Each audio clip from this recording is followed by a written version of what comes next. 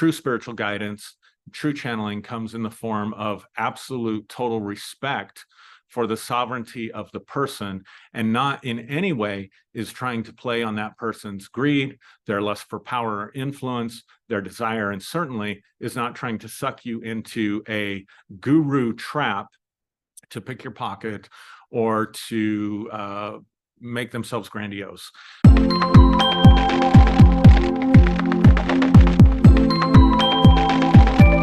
Hi, I'm Aaron Tomlinson, and welcome back to the channel. In this video, I want to discuss what are some of the pitfalls in spirituality, and can I trust spirit guides or channeled works or people who are channeling information to me from other dimensions, other multidimensional beings or higher sources.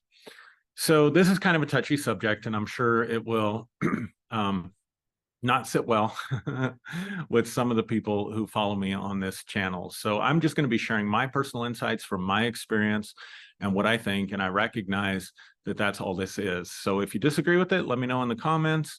If it benefits you, let me know. If you have some input to give, please feel free to comment, and I'll go and look at those, and I may even adjust some of my views. So let's get started. So lots of people are afraid, especially if you come from the Christian tradition that I came out of. There's really only one, in those frameworks and those paradigms, there's really only one entity that you can trust, and that's the Trinity, if you're Trinitarian, Father, Son, and Holy Spirit, or Jesus.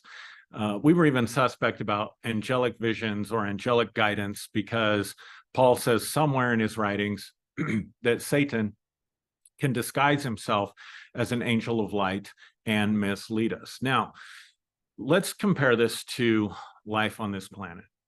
We all know that there are people that are out to deceive us. We all know that there are con artists out there that want to benefit by getting us to buy something, by overpromising a service or a product, and that product or service under delivers. We know that there are psychopaths, there are sociopaths, there are evil people that want to manipulate us and get things from us.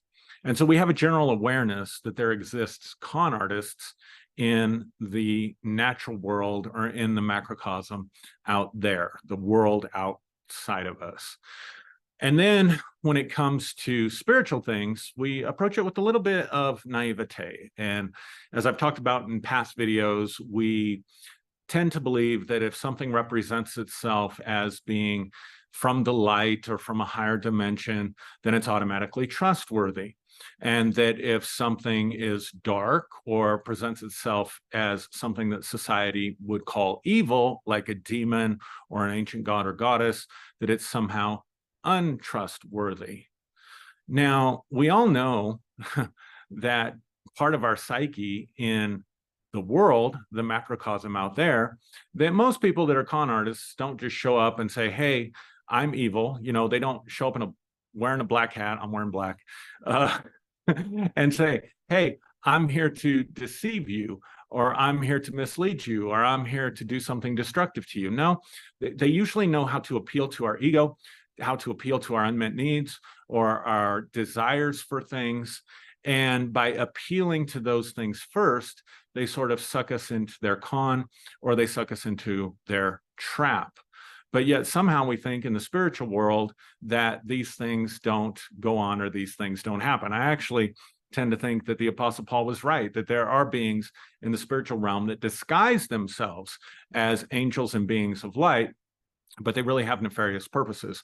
In fact, if they're trying to get you to follow a nefarious path or a destructive path, they're really not likely to show up as the devil with horns, or as a demon, or as the case may be. So what are some of the things that we can watch for when we are listening to channeled works, or we're receiving personal, private messages from people who are channeling, or we're listening to our own spirit guides? And here's where I think, sort of, if you will, the rubber meets the road. And that is, does the message that I'm receiving, does the guidance that I'm receiving appeal to my better self, or is it appealing to my egoic drives, to my ego, to my unmet needs, to my unmet desires. So my first experience with spirit guides that were other than, say, Jesus or angels or something that I considered to be from heaven, told me the truth about myself. And it showed me things about myself that were difficult for me to hear and difficult for me to manage. And I had to spend a lot of time working out the guidance that I had heard. So this sort of appeal to the ego to make you think of yourself perhaps more highly than you ought to think of yourself, or to make you think more highly of the person doing the channeling than perhaps you ought to think about them, those are serious, serious red flags for me. I mean, I've had friends send me videos of people who claim that they are the Lord of the Galactic Federation, or that they are the apostle, one of the apostles, pick one, Matthew, Mark, Paul, Luke, John, reincarnated. And it's interesting how when we receive information about our past lives, oftentimes it's we were somebody glorious, we were a king or a prince, or we were Cleopatra, or we walked with we were one of the disciples of Jesus, or whatever the case may be. Like, how come nobody ever in their past life was the tailor who couldn't provide for his family and died of starvation or something like that? So I think you get where I'm going with this. I mean, think about it. Of all the billions of people on the planet, these entities, if they exist, are on such a high level that they're going to reincarnate as something and manifest themselves to the world to make you think perhaps that they're something or someone that they're not. That is a serious, serious red flag. Or if they're going to make you think that you are something that you're not, that's a serious, serious red flag. Of all the billions of people, this person is the Lord of the Galactic Federation, or this person is channeling that entity, or this person is the disciple of Jesus Thomas reincarnated to give truth to humanity, and you have 14,000 followers. How much sense does that make? I mean, let's be honest. If these entities, these beings exist, and what I mean is like, John reincarnated, or Paul reincarnated, or Cleopatra reincarnated, or whatever, they probably are going to be about other things. And more likely than not, they're going to be hidden and not reveal themselves to the world, much like Jesus did when he walked the earth. You can find that in John chapter 7, where the disciples were trying to get him to reveal himself to the world. And he says, my time has not yet come.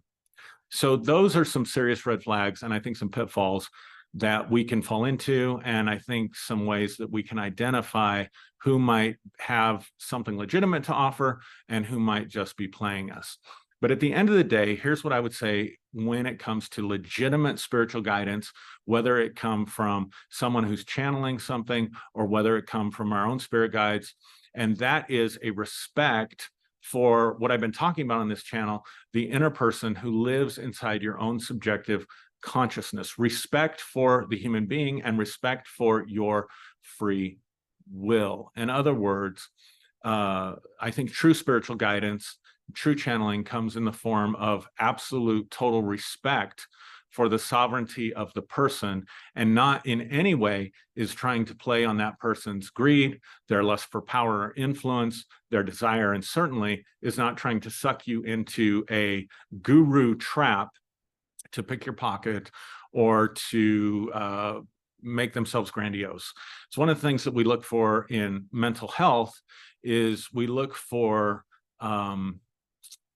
grandiosity.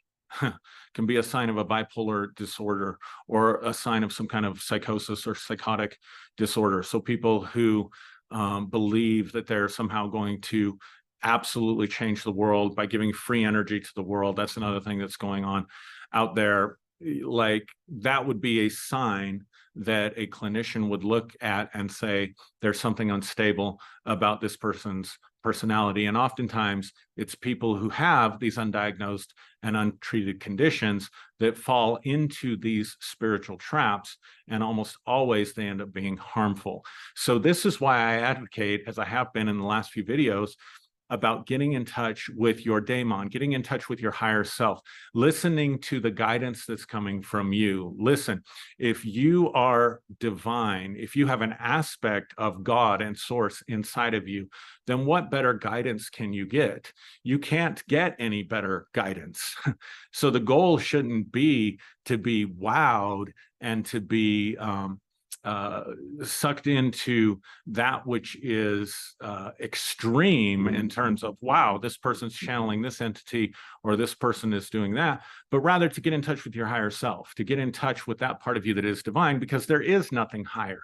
Remember, it's your higher self, it's your intuition that holds the codes and the keys for your life decisions, and your destiny. No other spiritual entity is going to have as much access to the secrets of your life, to your purpose and your destiny, as your own divine self and your own higher self. And so that's the self that I want to encourage you to listen to and to allow to guide you. And certainly there can be partners, both spiritually and humans, that exist and are on the same journey, that can help us along the way, that can give us important feedback, and that can give us guidance, but it never usurps your own divine self. So I hope this helps you avoid some pitfalls. It may challenge you. It may make you rethink some things. It may be necessary for you to course correct and move away from some people in your life or some teachings in your life, but I hope that it'll be helpful for you. If you enjoyed this video, please subscribe, like and comment for the algorithms, and come join our New Day Global community on Facebook. The link to that is in my bio. Thank you for watching this video. Please comment your comments, even if you disagree with me, at the bottom, because I really want to be part of the conversation and hear your thoughts as well.